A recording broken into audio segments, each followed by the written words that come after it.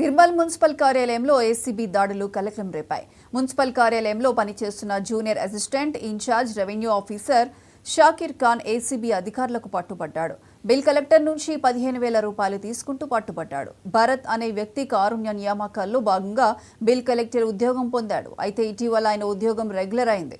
తన సర్వీస్ బుక్లో సర్వీస్ నమోదు చేయాలని గత 2 నెలలుగా షాకిర్ను కోరుతున్నాడు. 20,000 రూపాయలు చెల్లిస్తేనే సర్వీస్ బుక్లో నమోదు చేస్తానని చెప్పడంతో 15,000కు ఒప్పందం కుదుర్చుకున్నాడు.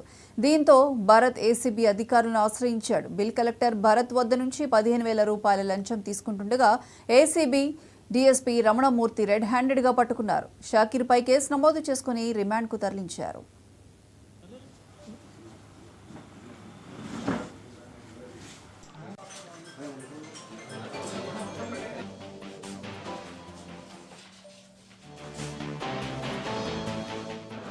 ఎంట్రీ చేయడానికి ఆటో కంపెనీ 20,000కు గాను నన్ను Shakir Khan junior assistant demand చేశాడు. 20,000కు 20,000 అజయగా 10,000కు ఒప్పుకున్నాడు. 15,000కు ఒప్పుకున్నాగా నేను ఏసీబీ ఆశ్రయించాను.